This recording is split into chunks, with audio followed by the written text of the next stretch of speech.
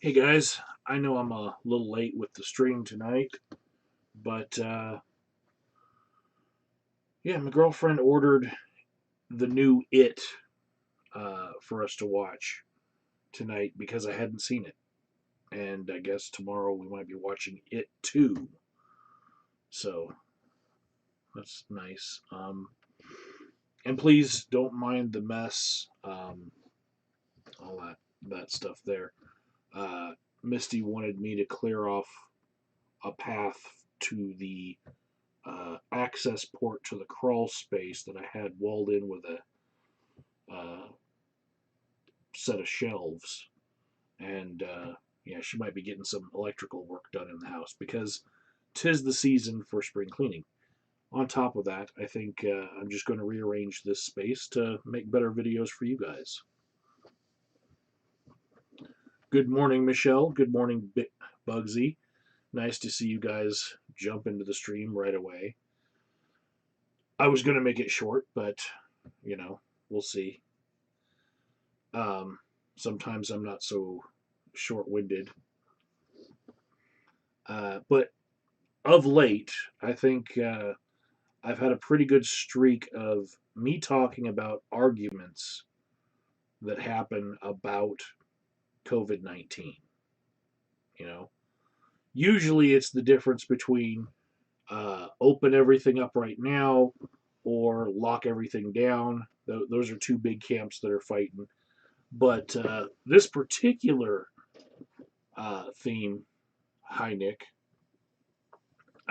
this particular theme of this video is actually it's something that I saw in a music video on Reason TV, the Reason channel. It's a libertarian channel funded by the Koch brothers, by the way. But it was just a Beach Boys cover, and in it, they were making fun of the fact that police are going to arrest people for surfing USA, and then they're still going to, like, on the back end, they're going to let people out of jail who are maybe flashers, right? Low level criminals, they're going to be letting them out of jail in order to social distance the jails. And so um, this is something that, like, people have serious discussions about, but I thought their take on it was quite interesting because they put it to a Beach Boys song. So Nick wants to know, what about the murderers and rapists being released, but protesters being locked up? Um,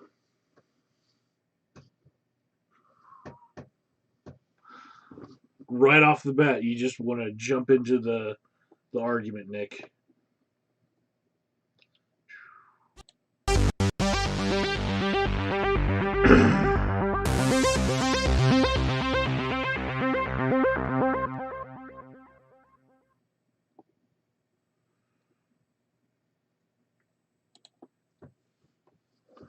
All right, so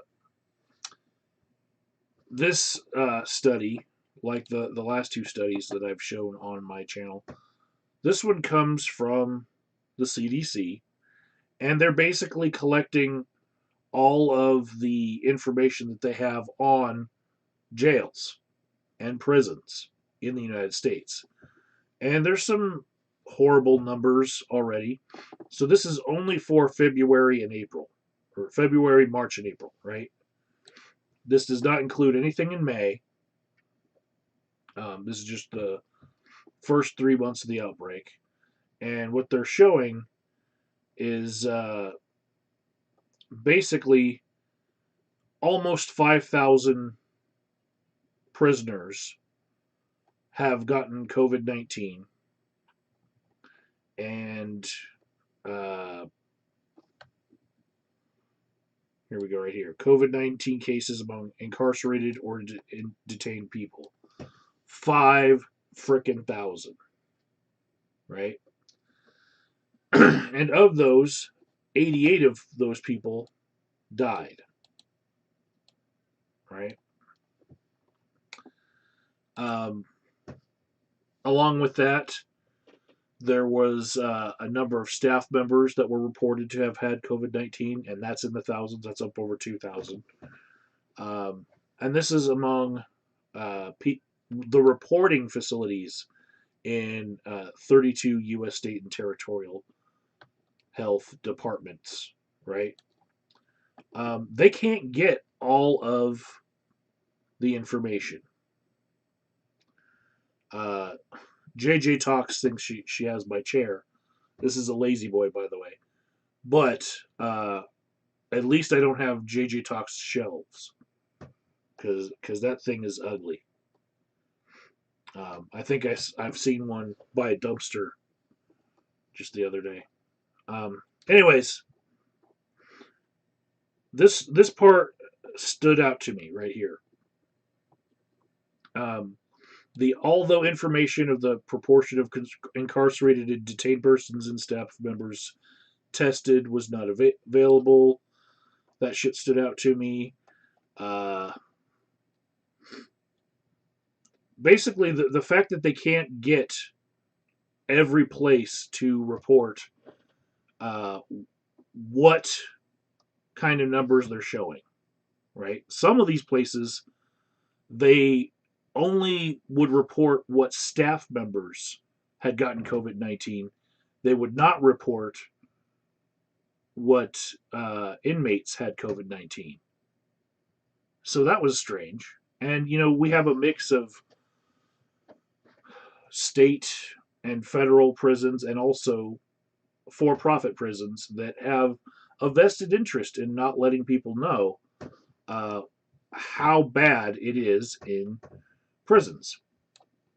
By the way, if you want to follow along, I always leave a link to the study in the description box if I can. And this is one of those. This is a free one. You guys can look it up. But some of the things that they suggest here going forward are kind of shockers to me because here's one. Um, ensure access to soap at no cost to encourage frequent hand washing. Right? So first of all, I'm like, okay, you go to prison and they don't give you soap? Like, do you have to work at like a quarter an hour until you can work your way up to buying a bar of soap for yourself? How many outbreaks of different diseases have they gone through because people aren't washing their hands behind bars because they can't afford the soap? I know the economy of ramen is horrible in prisons. I get that. They have their commissary marks everything up. But goddamn, it takes COVID-19 to come up with the suggestion of maybe we should give everyone some free soap. To make sure that they don't you know, get dirty and maybe spread disease. Uh yeah. That's wow. Um just a suggestion here. This is a guidance. Require staff members and visitors stay home if ill, and consider suspending in-person visitation. And if what I'm reading actually were to become the norm, then everyone in prison basically is only going to get video calls for the next 2 years. Really, this, and they're going to be expensive. They're going to charge that person's family, whoever's calling them, an outrageous amount of money to give them a Zoom call, right? Hmm. Uh, yeah, the the whole thing here is kind of odd. Just the way that they can't require these places to give them numbers, to me just seems really strange. Now, this other one right here, sleep head to foot. Now, I had a former coworker of mine who works at a detox. I had a talk with them, and that was one of my first ideas was, you know what? Maybe in that giant dorm, in the detox, have them staggered head to foot so that they're not like breathing right next to each other, and maybe require that they put their blanket over their head, which they're not usually allowed to do because they have to be able to tell if they're still breathing. But if they've gotten through the detox phase, they're just basically waiting for treatment to get into, and they're just like staying at the detox for a while. If they're completely sober at the time, fine, have them cover their head while they sleep. You'll spread less. Um, Staggering meals and showers is a good idea. I've seen that in other facilities. Uh, Reduce the number of persons allowed in a common area at one time, which means nobody's going out to the yard in the way that they used to. They're probably going to release like one person, have them run a lap around the whole building, go back in their cell, and then the next person gets to run their lap.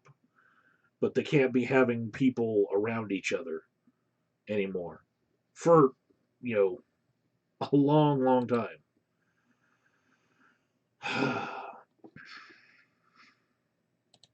So, what I've seen of this where I work now, I get people who have DUIs who are egregious offenders, right? And some of them have been sentenced to different levels of incarceration. Some of them have work release. Some of them have regular jail for a set number of days.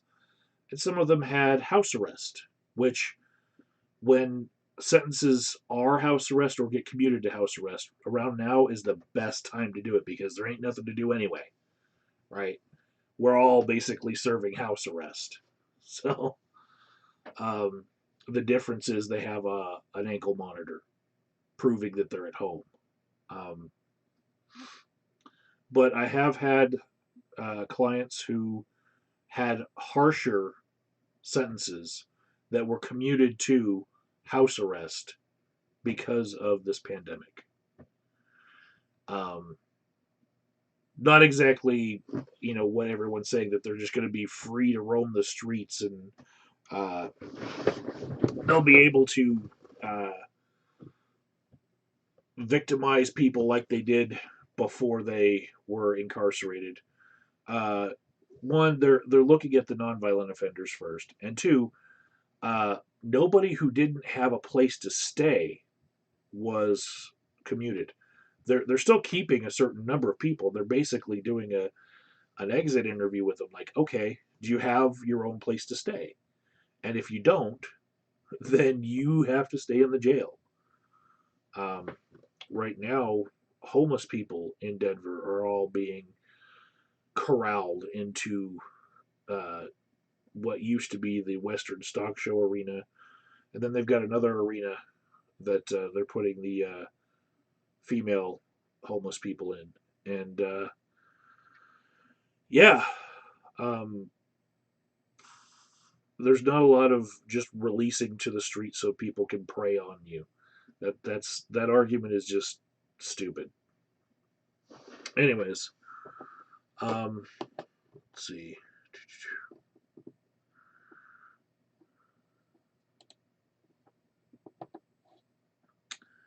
All right, we're gonna go to the chat. I'm not gonna be here very long. Um, Nick Bravo says contact tracers are being hired nationwide at $25 an hour, but you have to have a bachelor's in social work. Huh.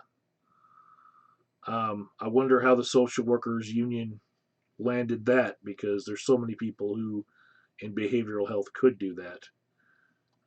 I'd hire XPOs for that if I were doing the hiring. Um, Tinfoil Hatter says Manafort's really still alive, um, and that somebody needs to interview him. It's probably part of his stipulations that he can't be talking to the press like normal. But yeah, he is on house arrest after just serving 2 years in prison, because they're like, this guy, why are we risking this? Um, and it really does have to be discussed. Like, how much of this is uh, cruel and unusual? If you have people confined in a way where you know that they're likely to get COVID-19, and the CDC has put out a report stating all of these different things that you should be doing, but you can't do them because your facility's not set up that way. If you continue to hold people in that place and say somebody dies, does their family then get to sue the prison for negligence? You know, do we really want to pay for that as taxpayers? It, you know, millions of dollars for each person that dies in a prison when we could just send them home, and if they die there, then we don't have to pay. Let's see. Let's see. Nick says no one cares about Manafort. I don't. Um, Now Nick thinks that all the contact tracers being hired are Karens.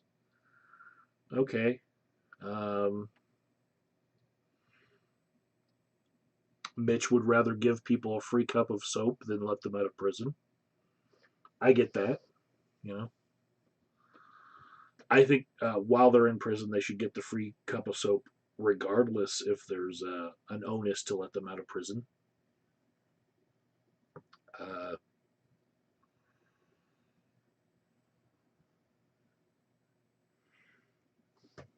Principled uncertainty is saying that society doesn't need a flood of criminals on the streets. These are not criminals going to the streets. They're being screened and only let out if they have a place to go.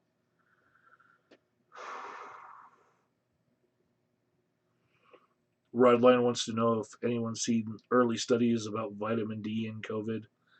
Um, I've seen it in the news, but I haven't been researching it.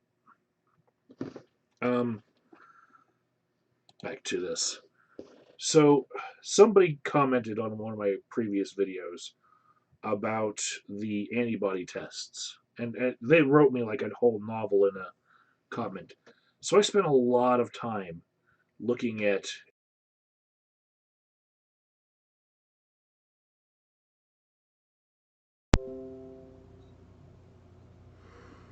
Something just happened. Hold on.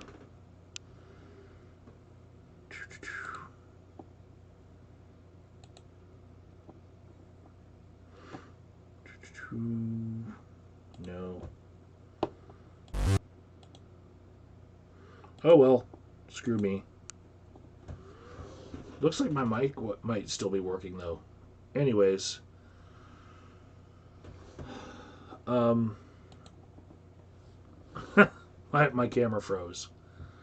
Uh, but I can see that you guys can see this page. Anyways, before everything shuts down on this computer, I'll just say that I have been looking into antibody tests, and what really stands out to me about them is that the FDA approved them as long as the companies themselves did their due diligence.